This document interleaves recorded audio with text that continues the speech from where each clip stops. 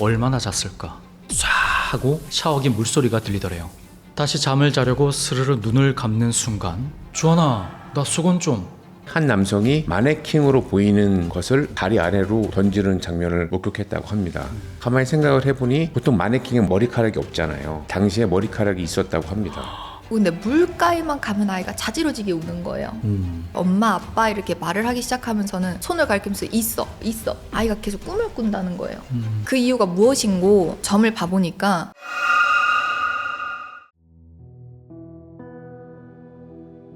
괴담을 보다 시청자 여러분 반갑습니다. 공포라디오 쌈무이 인사드립니다. 차도월 전재웅 형사입니다. 벽사신앙 다령입니다. 여러분 혹시 시선너머 채널에 올라온 첫 괴담을 보다 영상 기억하시나요? 보다 채널에서 시선너머 채널로 넘어올 때 바로 그 첫 게스트, 오늘 특별 게스트는 바로 다령님이십니다. 얼마만이에요? 아니 많이 좀 변하신 것 같아요. 어떻게 변했죠? 예, 좀 날씬해지시고 최고의 성형은 다이어트다. 그렇죠. 야, 그렇습니다. 우리 다령님 너무 오랜만인데 그동안 어떻게 지내셨습니까? 똑같이 기도하고 눈에 보이는 것도 보고 시선 너머에 있는 것도 보고 그렇게 만인을 빌어주며 살았습니다. 아유, 좋은 일 하셨네요. 여러분, 오늘도 무시무시한 이야기로 여러분들을 모셔보겠습니다. 저희 시선너머 채널의 괴담을 보다에서는 여러분들의 제보를 받고 있습니다. 지금 아래쪽에 보이는 이메일 주소로 보내주시면 아주 무시무시하게 풀어드릴 테니까 많은 제보 부탁드리겠습니다. 그러면 오늘도 괴담 속으로 들어가 보도록 하겠습니다. 한번 빠져볼까요? 한번 풍덩하면 됩니다. 하나, 둘, 셋, 훗!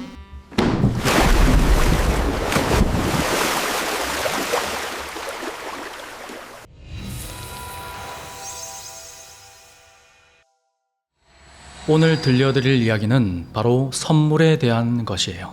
사연의 주인공인 가명으로 주한씨가 대학생 때 있었던 일인데요. 당시 주한씨는 국내에서 꽤 유명한 공대에 다니며 기숙사 생활을 하고 있었어요. 수업과 각종 과제로 정신없이 지내던 어느 날, 주한씨는 친한 친구에게 선물을 하나 받게 됩니다.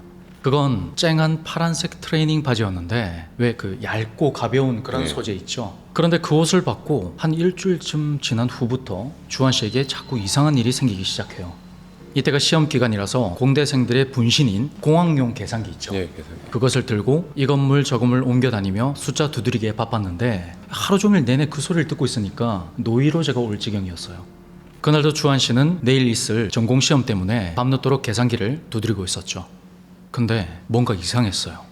타다다닥 계산기 두드리는 소리가 뭔가 주한씨가 두드리는 것보다 좀 더 많이 들리는 것 같은 그런 느낌이 든 거죠. 가만히 있으면 아무 소리도 안 들리다가 꼭 계산기만 두드리면 한두 번씩 소리가 더 들리는 그런 느낌. 그래서 주한씨가 계산기를 막 두드리다가 일부러 중간에서 딱 멈춰봤는데 타다닥 한 소리가 등 뒤에서 들려오더래요.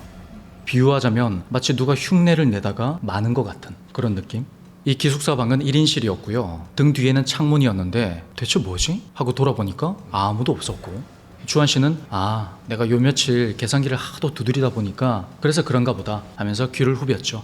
근데 그때 방 구석에서 갑자기 타다다닥 하는 소리가 들린 거예요. 주한씨는 계산기를 건드리지도 않았거든요. 놀라서 돌아보니까 천장 구석에 있는 작은 선반 위쪽에요, 아주 좁은 틈새로 웬 사람 눈이 보이는 거죠. 누가 그 대문 너머로 남의 집을 훔쳐보는 그런 느낌이었대요. 그리고 그 틈이 반뼘도 채 안 될 정도로 굉장히 좁았거든요. 그 순간 주한씨가 으악 하면서 일어나니까 그 눈도 후두둑 떨어지더니 창밖으로 사라지는 거죠. 타다닥 하는 계산기 소리를 내면서요. 주한씨는 더 이상 방에 있을 수가 없어서 놀러 나가고 없는 친구 방에서 하룻밤을 보내게 됐어요. 그리고 날이 밝아서 방에 가보니까 뭐 별게 없었고, 주한씨는 시험 기간 스트레스 때문에 그랬나 보다 하고 말았죠. 그렇게 시간이 흘러서 시험 기간이 끝나갈 무렵에 주한씨는 학업 스트레스에 몸 상태가 좋지가 않았어요. 병원에서는 몸살 감기라고 했는데 유독 심하게 앓았다고 해요. 약 기운에 취해서 내내 잠만 잤는데 얼마나 잤을까? 쏴 하고 샤워기 물소리가 들리더래요. 그래서 눈을 살짝 떠보니까 욕실에 불이 켜진 상태로 누군가 씻는 것 같은 소리가 들렸고, 주한씨는 비몽사몽한 상태로 기숙사 안 사는 친구가 잠시 씻으러 들어왔겠거니 그렇게 생각했죠. 왜 시험 기간에는 시간이 아까우니까요, 기숙사에 안 사는 친구가 기숙사 사는 친한 친구가 있으면 그 방에서 샤워만 하고 도서관으로 가서 공부를 바로 하고 그랬거든요. 그래서 주한씨는 속으로 아무리 그래도 말은 좀 하고 들어오지 했죠. 다시 잠을 자려고 스르르 눈을 감는 순간 물소리가 뚝 끊어졌고 안쪽에서 친구 목소리가 들려왔어요. 주한아, 나 수건 좀. 아파 죽겠는데 저놈이 말도 없이 들어와서 진짜 상전 노릇하네. 그렇게 속으로 생각했지만 그래도 수건을 건네주려고 몸을 일으키는데 꿈쩍도 안 하는 거예요. 와, 내가 몸이 이렇게나 안 좋나? 하는데 또 샤워실 안에서 야, 수건 좀 달라니까. 그러면서 친구가 방 안으로 고개를 빼꼼 내밉니다. 그리고 주한 씨는 깨달았어요. 아, 이건 내가 힘이 없는 게 아니라 가위에 눌리고 있구나. 대충 키 높이 정도에서 빼꼼 나온 그 친구 고개의 방향이요, 직각이었거든요. 왜 사람이 문 밖으로 고개만 살짝 내밀면 고개가 이렇게 대각선 방향으로 나오잖아요. 근데 그 친구 키 높이쯤에서 머리가 마치 직각으로 매달린 것처럼 이렇게 눈만 빼꼼 나오더라는 거죠. 손가락 하나도 못 움직이는 와중에 주한 씨는 일단 모른 척을 했대요. 그리고 가늘게 뜨고 있던 눈을 슬쩍 아래로 내리면서 못 들은 척 못 본 척 했는데 그때는 그게 최선이라 생각했답니다. 근데 주한 씨가 시선을 돌린 순간에 샤워실 문 밖으로 빼꼼 나와 있던 그 친구의 눈이 갑자기 아래쪽으로 툭 떨어지더니 주한 씨랑 기어이 눈을 맞추더래요. 그리고 두 눈의 시선이 닿는 순간 꼭 녹아내리는 것처럼 희죽하고 웃는데 일부러 흉내도 못 낼 정도로 정말 기괴하더랍니다. 주한 씨는 그대로 정신을 잃었고 눈을 떴을 때는 방에 아무도 없었어요. 그렇게 약기운에 취해서 비틀거리며 샤워실로 가봤더니 바닥에는 물기가 하나도 없이 깨끗했고 그 친구에게 연락을 하니까 아니 너 아프다고 해서 다른 친구 방에서 공부를 하고 있다 그렇게 말하더래요. 이쯤 되니까 방에 있기가 무서웠지만 몸도 아직 아팠고 방을 바꿀 수도 없으니까 일단은 그대로 자는 수밖에 없었죠. 그리고 며칠 후에 밤에 방에서 잠을 자고 있는데 쾅쾅쾅쾅 방문이 부셔져라 문을 두드리는 거예요. 그리고 밖에서 누가 야, 문 좀 열어봐 그러는데 사실 기숙사 방이 집에서 통학하는 친구들도 자주 들락날락거렸거든요. 아, 또 누가 시험 기간 끝났으니까 또 신나게 술 퍼마시고 왔나 보다 그렇게 생각했죠. 근데 보통 그럴 때는 그냥 방 비밀번호를 누르고 들어왔거든요. 게다가 아무리 취했어도 이 늦은 시간에 기숙사 떠나가게 문 두드리면서 그렇게 소리 지르는 경우는 없잖아요. 밖에서는 누군가 계속 문을 두드리면서 열어보라고 소리치고 있고 주한 씨는 조용히 문 앞으로 다가가서 문에 달린 렌즈 있잖아요. 그곳에 눈을 대봤죠. 근데 처음 보는 남자가 한 손에 칼을 들고 쾅쾅쾅 두드리면서 그렇게 문을 열라고 소리치고 있는 거예요. 주한 씨는 기겁하면서 급히 옷을 챙겨 입고 창문 밖으로 뛰쳐나왔어요. 방이 1층이라 가능했는데 주한 씨가 밖으로 나오자마자 그 남자도 동시에 밖으로 뛰쳐나오는 거예요. 어떻게 알았는지. 그리고 마치 주한 씨의 냄새라도 킁킁 맞는 것처럼 끝까지 따라 붙는 거예요. 어디로 가든. 결국 그 남자에게 붙잡혀서 칼을 든 남자 손목을 붙잡고 버티다가 순간 미끈하고 힘이 풀렸는데 칼에 찔리려는 그 순간에 잠에서 깨어났어요. 꿈이었던 거예요.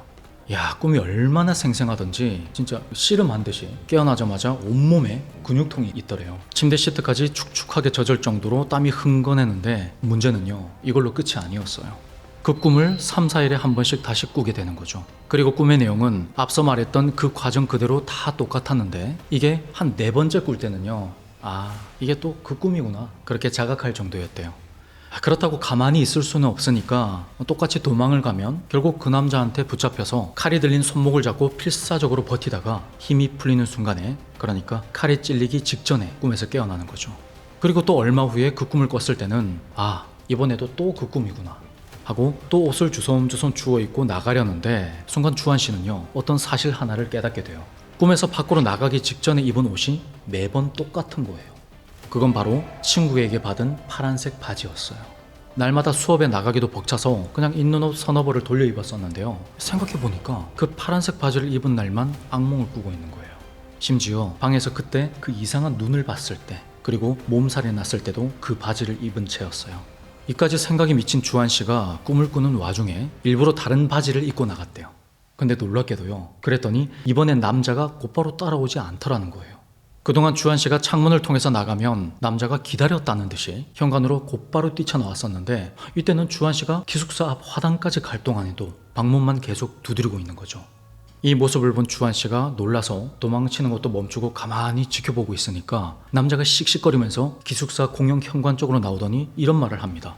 야, 왜 다른 바지 입고 왔어? 내가 못 찾겠잖아. 그때 공용 현관 위에 달린 노란 조명빛에 남자의 얼굴이 비쳤는데요, 바로 파란 바지를 선물했던 그 친구의 얼굴로 변해 있는 거예요. 이때까지 꿈에서 괴롭히던 존재가 친구였다니. 주한 씨는 충격을 받았고 그렇게 잠에서 깨어났어요. 그리고 이불을 들춰봤더니 역시나 그 파란색 바지를 입고 있었죠. 주한 씨는 당장 그 바지를 벗어 던지고 휴대폰으로 시간을 확인했어요. 그 전에 악몽을 꿀 때는 밤새도록 시달리다가 아침에 되어서야 꿈에서 깼는데 그날은 겨우 밤 12시더래요. 그리고 휴대폰에는 부재중 전화가 한 통 찍혀 있었고 아니 이 시간에 누군지 확인해 보니까 그 파란색 바지를 선물했던 그 친구 전화였대요. 하필 이 타이밍에 설마 누가 몰카라도 찍나 싶었답니다. 이 친구한테 따지면서 화를 내야 할지 어떻게 해야 할지 몰랐지만 일단 전화를 걸었는데 신호가 뚜루루 뚜루루 가고 갑자기 아무 소리도 안 들려요. 뭐지 하고 휴대폰을 확인해 봤더니 전화를 받았어요. 근데 아무 소리도 안 들려요. 그러니까 전화를 받기는 했는데 아무 말도 안 하고 있었던 거죠. 그래서 주한 씨가 야 뭐야 여보세요? 내 말 안 들려? 야 이렇게 했는데도 대답은커녕 숨소리조차 안 들리더랍니다. 그러다가 딸깍하고 전화가 뚝 끊어져 버렸고 다시 전화를 걸까 하다가 얘가 잠을 자다가 받았겠거니 생각했고 내일 날이 밝으면 물어보기로 했어요. 그리고 몇 시간 뒤에 주한 씨는 아주 충격적인 소식을 듣게 되는데요. 그 친구가 간밤에 스스로 목숨을 끊었다는 소식이었어요. 그리고 마지막으로 통화한 사람이 주한 씨라서 경찰 조사까지 받게 됐는데 뭐 전화로 무슨 얘기를 했냐, 친구의 기색이 어땠냐 그렇게 경찰이 물어봤지만 뭘 할 말이 없잖아요. 그리고 주한 씨가 곰곰이 생각해 보니까 바지를 선물 받고 나서 이상하게도 한동안 그 친구를 볼 일이 없었고요. 마지막 통화에서도 친구는 여보세요 말 한마디 안 한 채였어요. 경찰에서도 딱히 이상한 게 없으니까 별말 없이 주한 씨를 보내줬나 봐요. 결국 주한 씨는 끝까지 제대로 알 수 있는 게 없었죠. 그래도 어쨌든 친구 된 도리로 장례식에 참석했다가 그 친구의 어머님 말씀을 얼핏 듣게 됐는데요. 얘가 그런 선택을 할 아무 이유도 기미도 없었다. 근데 이렇게 되기 전에 파란 바지를 찾더라. 뭐 그런 말씀을 하시는 거예요? 물론 더 궁금하긴 했지만 거기서 차마 자식 잃은 분들에게 바지 얘기를 하면서 더 캐물을 수가 없었대요. 그리고 더 이상 이 일에 엮이기가 싫어서 주한 씨는 그 파란 바지를 태우며 친구의 명복을 빌어줬답니다. 왜 친구는 파란색 바지를 선물했던 것이며 선물했던 바지를 왜 다시 찾았으며 무엇 때문에 그런 안타까운 선택을 했던 건지 모든 것이 의문으로 남는다고 하셨어요. 그리고 그 후로 주한 씨는요, 누군가 공짜로 주는 것에 대해서 신중하게 생각하게 되셨답니다. 오늘의 이야기는 여기까지입니다. 다령님, 이번 이야기를 제가 듣고 대체 뭔지 잘 모르겠거든요. 왜 그렇게 선물을 했던 것이며 그 바지를 왜 다시 되찾으려 했던 것이며 왜 그런 안타까운 선택을 했는지 아무것도 지금 알 수가 없거든요. 아무 기미도 없었대요. 그럴 만한.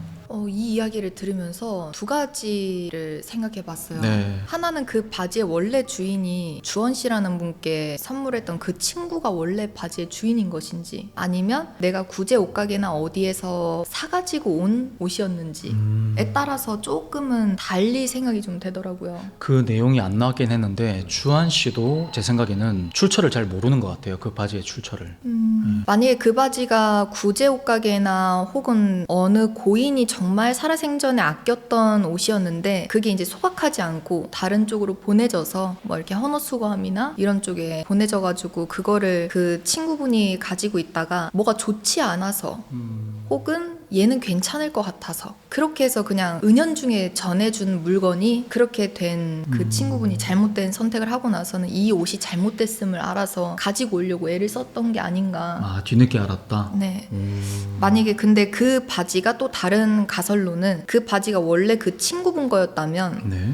스스로 너무 아꼈던 옷이었던지라 집념이라고 하죠. 네. 그런 집념이 남아있었기 때문에 달라고 했던 것이 아닌가. 그분이 돌아가셨을 때가 바로 발견이 된 건지 아니면 바지를 선물하고 잘못된 선택을 바로 그렇게 한 것인지가 나오질 않았잖아요. 근데 한동안 모습이 보이지 않았다는 걸 보니까 그 바지에 대한 또 애착이 있었던 게 아닌가. 그런 두 가지의 생각이 들더라고요. 그런 거 있잖아요. 고인이 돌아가셨을 때 막 아무 물건이나 타인이 갖는다고 탈이 나진 않아요. 네. 다만 내가 정말 아끼는 사람 혹은 내가 정말 평소에 잘 착용하거나 잘 지니고 다녔던 물건을 타인에게 갔을 땐 주파수라는 게 있거든요. 그 주파수가 통했을 때는 이렇게 탈이 나곤 합니다. 딱 맞아 떨어졌을 때. 그렇죠. 제가 듣기로는 그런 구제옷 같은 경우에 화장실에 며칠 놔두면 측간신께서 정화를 해주셔가지고 괜찮을 수가 있다 이런 말을 들었거든요. 맞습니다. 며칠 혹시 놔둬야 돼요? 우리가 기본은 3일이라고 얘기를 하는데요. 만약에 진짜 원한이 깊은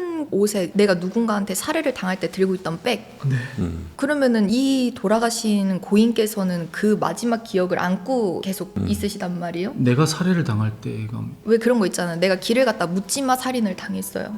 근데 그때 입었던 복장과 백이 있는데 그 백이 막 비싼 가방이에요. 네. 그럼 그 가방을 소각하지 않죠. 팔죠. 그렇죠. 어디다 팔고 했을 때 그거를 가져갔을 때 귀문이 열렸거나 혹은 주파수가 맞거나 했을 때는 이런 돌이킬 수 없는 상황에 치닫기도 해요. 근데 그러한 가방이 들어왔다고 아무것도 모르니까 그냥 구제해서 너무 예쁜 가방을 샀고 위험할 수 있으니까 3일 냅두고 써야지 했을 때에는 효염이 없을 수 있다. 왜요? 원한과 집념이 깊기 때문에. 그걸 그럼 알 수가 없잖아요, 그죠? 그래서 저는 개인적으로 제 손님들한테는 구제 옷을 구매하라는 얘기를 권하지 않아요.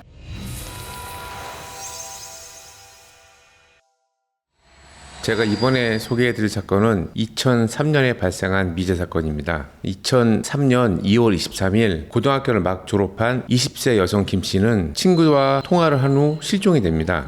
그 다음날도 귀가하지 않자 부모가 곧바로 경찰에 신고하고 경찰이 신속히 휴대전화 위치 추적에 나섰어요. 그리고 같은 날 오후 3시경 인제대교 교각 아래에서 김 씨가 알몸 상태로 이렇게 엎드려서 숨져 있는 걸 발견합니다. 이제 인제대교는 왕복 4차선, 길이가 약 1km, 그리고 높이가 39m에 달하는 큰 다리였습니다. 그리고 그곳은 김 씨의 집에서 불과 5km밖에 떨어지지 않았어요. 김 씨는 가정 형편이 어려웠기 때문에 대학 진학은 포기하고 평소 꿈이었던 간호사가 되기 위해서 간호학원에 들어갈 예정이었다고 해요. 부검 결과 사인은 다발성 실질 장기 손상으로 밝혀졌는데 이게 뭐냐면 추락 충격으로 온몸의 뼈가 골절이 되고 내부 장기가 손상된 것을 말합니다. 이게 전형적인 추락사 형태였는데 하지만 단순 추락사로 보기에는 어려운 흔적이 굉장히 많았어요. 김 씨의 왼쪽 얼굴에 폭행당한 흔적이 있었고 점출혈이라고 하는 이 작은 출혈이 생겼는데 그게 결막과 입술에서 발견이 됐는데 이거는 보통 사람이 목에 졸렸을 때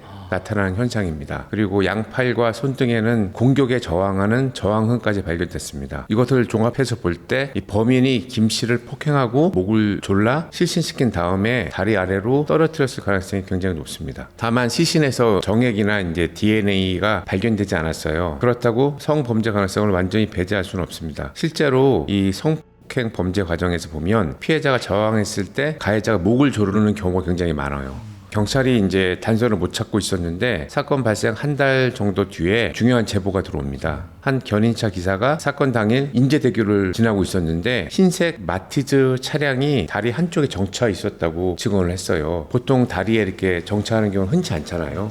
그렇지만 해당 차량은 김 씨가 추락한 지점에 반대 지점이 있었어요. 김 씨는 인제로 들어오는 쪽에서 추락을 했었고 그리고 해당 차량은 서울로 가는 쪽에서 정차를 했었다고 합니다. 하지만 경찰이 차량을 추적을 했지만 끝내 확인을 할 수 없었습니다. 당시에는 CCTV 그런 것들이 지금보다는 많이 없었기 때문이죠. 근데 실종 당일 이제 김 씨의 행적을 확인해 봤습니다. 김 씨는 그때 이제 막 고등학교 졸업한 상태였기 때문에 대학을 가는 친구들도 있었고 다른 지역으로 가는 친구도 있었어요. 그래서 마지막으로 친구들과 송별회처럼 이제 모임을 가졌어요. 저녁 6시쯤 친구들과 술집에서 술을 마셨고 자정 무렵에 한 친구의 집으로 같이 가서 이제 좀 놀기로 했습니다. 그러던 중 김 씨가 잠깐 누구를 만나러 간다고 해요.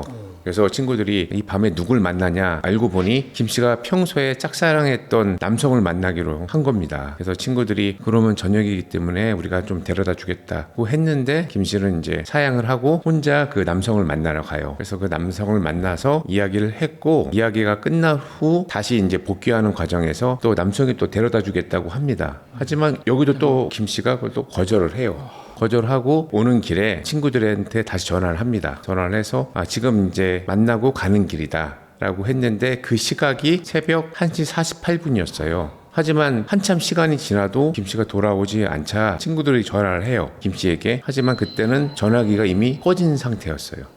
수사 결과 새벽 2시 6분경 인제대교 부근 기지국에서 휴대전화가 꺼진 걸로 확인이 됩니다. 김 씨가 만났던 남성을 조사를 했는데 그 남성은 당시 PC방에서 게임을 하고 있었다고 했고 그 게임 로그인 기록도 다 있었고 경찰 조사 결과 실제 알리바이도 확인됐습니다. 범인이 시신을 유기한 장소는 인제대교 인제 방향이었습니다. 이 점 때문에 범인이 범행 후 시신을 유기하고 자신이 생활권으로 들어가려고 했던 게 아니라는 추정이 나옵니다. 즉 범인은 인근 지역을 잘 아는 사람 혹은 인근 지역에 사는 사람일 가능성이 매우 높습니다. 그리고 사건 발생 15년 뒤인 2018년에 새로운 제보가 들어옵니다. 15년 뒤에. 예, 15년 뒤에. 이 사건 관련돼서 2015년에 방송이 다시 됩니다. 재조명이 돼서. 그 당시에 이제 제보자는 제보하려고 했는데 지인들이 괜히 제보했다가 엮이면 너만 골치 아프다라는 말을 듣고 좀 망설였다고 해요. 하지만 시간이 지나도 계속 그 피해자가 생각이 나서 결국 제보를 결심했다고 합니다. 제보 내용은 상당히 충격적이었어요. 당시 야간에 이 제보자가 인제대교를 지나가고 있었는데 시야가 잘 안 보여서 저희가 쌍라이트라고 하죠. 전조등을 켰습니다. 켰는데 앞쪽에는 흰색 다마스 차량이 세워졌고 그 옆에 한 남성이 마네킹으로 보이는 것을 다리 아래로 던지는 장면을 목격했다고 합니다. 근데 처음에는 마네킹으로 생각을 했는데 가만히 생각을 해보니 보통 마네킹에 머리카락이 없잖아요. 당시에 머리카락이 있었다고 합니다. 그래서 사람이 아닐까라는 그런 생각을 했었다고 해요. 그래서 마네킹으로만 보기에는 좀 뭔가 이상했다고 합니다. 제보자는 시간이 오래 지났고 정확한 시기를 기억하지는 못했어요. 그렇죠. 하지만 너무 이상하잖아요, 장면이. 너무 기괴한 장면이어서 오랫동안 기억에 남았다고 합니다. 그 이후에 최면 수사를 통해서 추가적인 기억도 또 떠올렸어요. 흰색 다마스 차량 앞에 다른 차량이 하나가 있었어요. 이 차량은 노란색 견인 차량이었는데 한 2에서 한 3톤 정도 되는 견인 차량이었어요. 이 견인 차량이 서치라이트를 비추고 있었고 던지는 곳에 서치라이트를 비추고 있었던 거죠. 그리고 자신을 보자마자 그 견인 차량이 그곳에서 유턴을 해서 라이트를 켜지도 않은 채 따라왔다고 기억을 했습니다. 불법 유턴을 해서까지. 예, 불법 유턴을 해서. 수상하네요.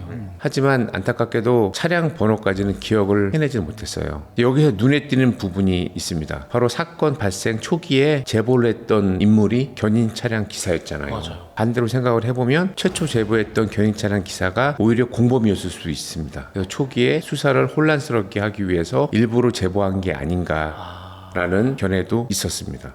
실제로 경찰이 해당 견인차 기사를 조사를 했어요. 네. 조사를 해보니까 사건 발생 직후에 일을 그만두고 다른 지역으로 떠났다고 하더라고요. 뭔가 수상. 예, 이걸 보면 뭔가 수상한 게 더 있구나라는 생각이 듭니다. 네.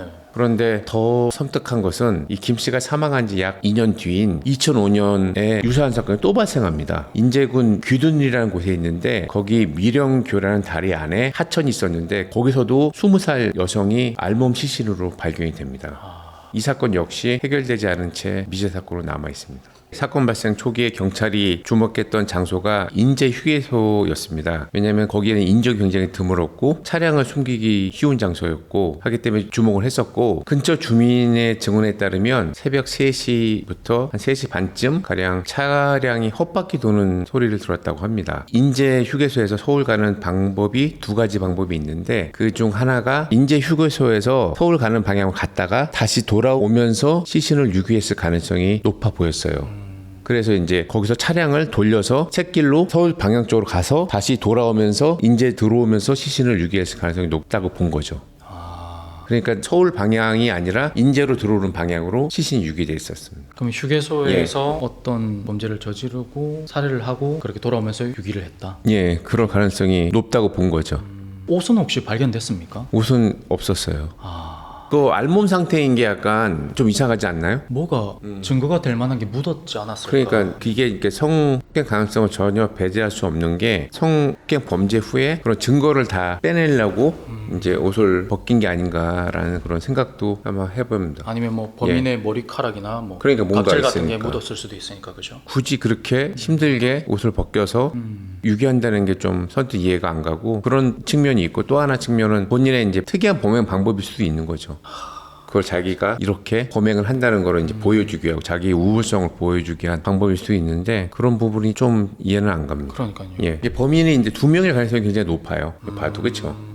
혼자 이렇게 범행을 하기에는 되게 좀 수월하지 않고 그렇게 긴 시간이 아니었잖아요. 네. 영화나 드라마를 보면 보통 그런 상황에서 극단적인 선택처럼 보이게 하기 위해서 옷을 다 입히고 그렇게 그러니까요. 떨어뜨렸을 것 같은데 그게 좀 더 자기 범행을 드러나지 않게 네. 하기엔 그게 더 꼭 옷을 처리했어야만 하는 어떤 이유가 분명히 있었을 있다. 거예요. 피해자가 가정 형편이 굉장히 어려웠는데도 불구하고 굉장히 밝았대요. 성격도 밝고 식당에서 아르바이트도 하고 열심히 살려고 했고 그리고 간호사가 꿈이었기 때문에 대학은 못 들어갔지만 간호기숙학원에 가서 열심히 배우려고 했던 사람이었고, 사실 지방을 가보면 또 굉장히 작잖아요, 지역사회가. 네. 근데 거기서 이제 그 지역사회를 이제 막 떠나서 정말 꿈을 안고 이제 미래를 막 시작하려는 그런 젊은 사람이 정말 날개도 펴보지도 못하고 사망했다는 게 대해서 너무 가슴이 아픕니다.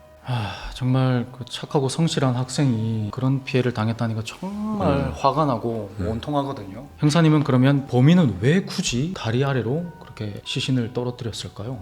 일단 뭐 발견을 못한다고 생각하지 않았을까가 굉장히 좀 높은 것 같아요. 저는 강원도에서 근무를 해봤잖아요. 네. 강원도의 가장 힘든 것 중에 하나가 이렇게 시신 유기하는 경우가 굉장히 많아요. 저희도 예전에 근무할 때 보면 이 지역 사람들보다 다른 곳에서 오셔서 극단적인 선택을 하시는 분도 있고 그냥 와서 다른 곳에 범행을 하고 시신을 유기하는 경우도 많습니다. 근데 이제 제가 볼 때는 그게 39m예요. 39m면 한 10몇 층 높이인데, 그런데 거기서 유기를 하면 못 찾을 거라고 보통 생각을 많이 하죠. 그때 당시면 더 그렇고 그랬던 것 같아요. 형사님, 그러면 범인은 누구일 가능성이 높다고 보시나요? 지금 보면 이제 견인차 기사와 누군가가 했을 가능성이 굉장히 높아 보입니다. 그 최초 제보가요 15년 후의 제보와 완전히 엇갈린 제보거든요. 예. 근데 보통 우리가 생각하기로는 15년 정도 되면 기억이 왜곡되지 않을까 하는 생각도 들거든요. 우리가 보통 생각하기로는 너 15년 전에 그날 일 기억해? 하면 딱 맞추진 못하잖아요. 어떤 일이 있었는지. 그날 당연히 못 맞추죠. 근데 각인된다고 하잖아요. 어떤 장면 하나는 정확하게 기억이 나죠. 그게 언제 있었는지는 기억이 희미하지만 어떠한 정말 내가 어떤 피해를 당했거나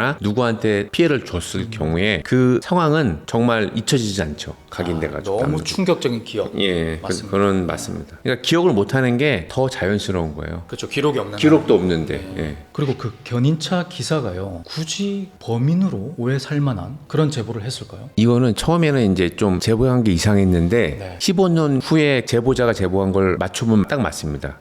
왜냐하면 누군가 본인들이 하는 범행을 본 거예요. 그렇죠. 그러니까 이 사건이 불거지니까 자기네들 이 시신을 숨겼는데 자기 생각했던 것과 달리 시신이 드러나니까 좀 압박을 받은 거죠. 누군가 봤다. 그래서 계속 수사 상황을 지켜보다가 한번 떠보는 거죠. 그래서 자기네들이 시신을 유기했던 곳이 아닌 정반대편에 자신의 차량인 다마스와 유사한 마티즈, 흰색 마티즈를 꺼낸 거예요. 그러면 누군가 이걸 봤던 사람이 혹시 착각을 해서 뭐 차량을 착각할 수 있으니까 이렇게 하면서 한번 자극을 한 거죠. 선수친 거예요. 예, 그래서 뭔가 나오면 도망갈 준비를 하고 있었던 것 같아요.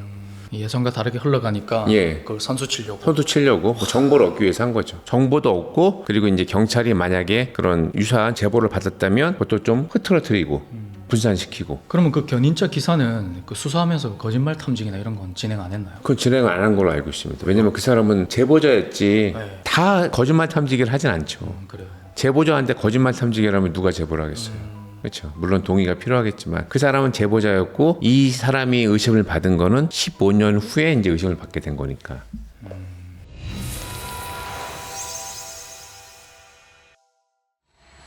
네, 제가 오늘 준비한 이야기는 수살기가 있던 집의 이야기예요. 점을 보려고 앉아 있었는데 손님 한 분이 아이를 데리고 들어왔어요. 근데 비릿한 냄새가 나는 거죠. 생선 비린내? 물 비린내? 그렇죠. 문을 열고 딱 들어왔는데 그래서 이상하다. 흔하지 않은 냄새거든요. 비릿한 냄새는. 그리고 나서 이제 점을 보는데 그 아이가 계속 눈에 밟히는 거죠. 네. 상담을 하는데 어떻게 신당에 이렇게 어린 아이를 데리고 올 생각을 했을까 어머니가. 근데 알고 보니까 그 아이한테 문제가 있었던 거예요. 아이를 데리고 어릴 때부터 그 아이가 그때 7살 정도 됐었는데 아이가 3살 때부터 워터파크도 다니고 근데 물가에만 가면 아이가 자지러지게 우는 거예요. 그리고 아이가 이제 엄마 아빠 이렇게 말을 하기 시작하면서는 손을 가리키면서 있어. 그러니까 이제 엄마는 아이가 그냥 헛걸 봤나 보다. 그러고 지나갔는데 바닷가에 가면 아이가 더 심해지고 계곡에 가도 그렇고 물 근처에만 가면은 아이가 이제 정신을 못 차리게 우는 거죠. 떼를 쓰고 계속 그 자리에 누워서 막 땡굴땡굴 구르고 그렇게 어느덧 이 나이가 됐는데 7살이란 나이가 되고 나서 아이가 계속 꿈을 꾼다는 거예요.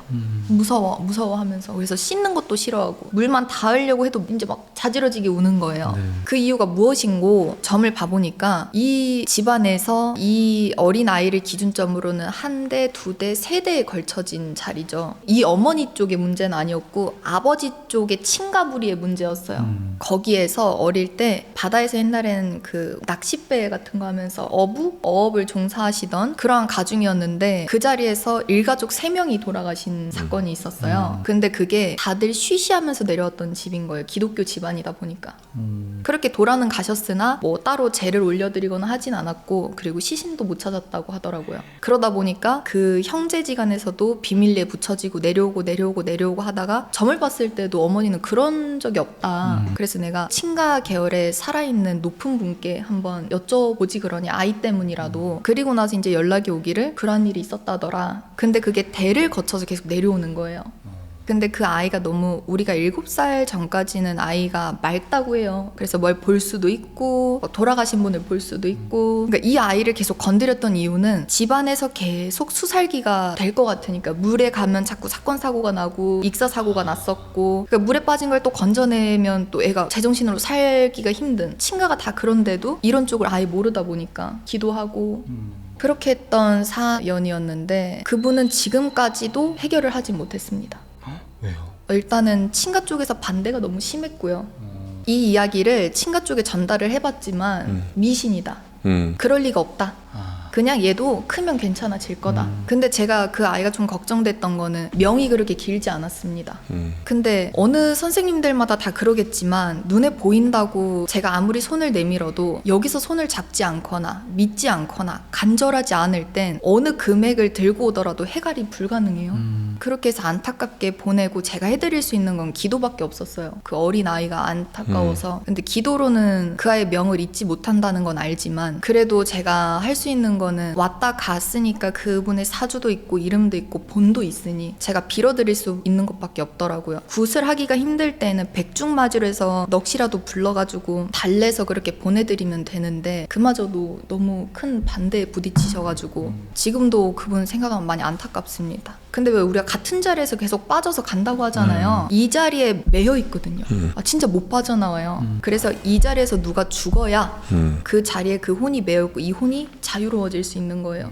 내가 자유로울 거면은 누가 날 잡아놔야 되는 거예요. 그래서 수살기가 무섭다고 합니다. 물귀신 작전 이런 말 있잖아요. 근무하는 거 비슷하네. 근무. 우리 근무하려면 누구 한 명이 와야 맞죠. 불침번 교체됐어요. 교대하듯이. 또 저 궁금한 게 아까 그분이 올 때 물비린내가 났다고 했잖아요. 근데 들어오는 사람이 이제 어떤 이상한 냄새가 나는 사람들이 있잖아요. 있죠. 근데 원래 그런 이상한 냄새가 나는 사람과 뭔가 이상한 냄새가 나는 사람 구분이 가능해요?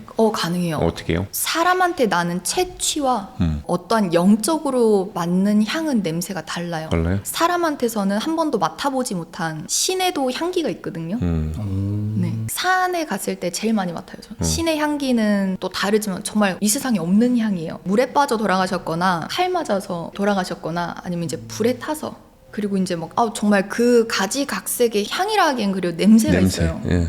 근데 그게 오래 묵었거나 그 사람한테 빙의가 돼 있는 경우에는 비린내가 아니라 그 우리 생선 같은 거 썩거나 막 그러면 악취가 나잖아요. 그러한 냄새가 나요. 썩는 내네요 그냥. 빙의자들 딱 보면은 일단 눈빛도 동공이 많이 열려 있고 그리고 눈을 바로 보질 못합니다. 그리고 집안도 커튼 다 쳐놓고 어둡게 하고 사람들이랑 대화하는 것도 싫어하고 씻지도 않고 맞아요. 빙의되면 씻지를 않는데요. 그리고 속에서 올라오는 아주 괴로운 악취가 있어요. 근데 빼내고 나고 퇴기를 해놓고 나가 그렇게 한 달, 2달, 3달 관리를 해주다 보면 그런 향이 없거든요. 그런 냄새 자체가.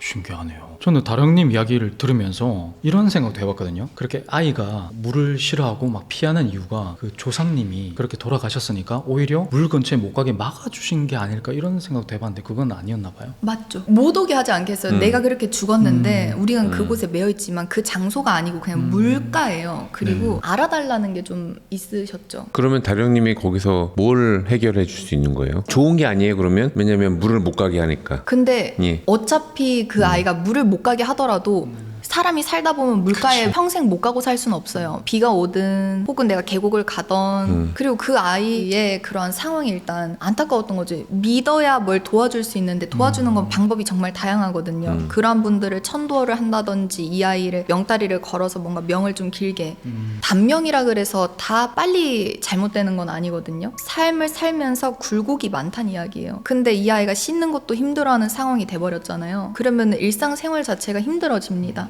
그럼 침체될 테고 대인관계가 힘들 테고 이 아이가 살아야 되는 그 사주대로 살기가 힘들다. 근데 그 이유가 윗대 메인분들 때문이니 이분들을 천도를 해드리던 그냥 평범하게 호상으로 돌아가셨거나 그랬으면 괜찮죠. 근데 그렇게 돌아가신 게 아니고 그것도 갑작스레 그렇게 일가족이 그렇게 되신 경우니까 그럴 때는 좀 잘 빌어냈어야 됐다. 그래서 제가 그랬어요. 이 아이가 13살이 됐는데도 지금과 형태가 똑같을 때는 내가 아니더라도 다른 선생님을 찾아가서 분명히 해가를 해야 이 아이가 17을 넘긴다. 그게 할머니 공수였어요. 살릴 수 있잖아요. 이대로만 가면 이 아이를 큰 고략 없이 살게끔 살릴 수 있는데 그 어른들의 그러한 것들 때문에 아이가 자기 꿈을 펼쳐보지 못하고 이렇게 돼야 된다고 하니까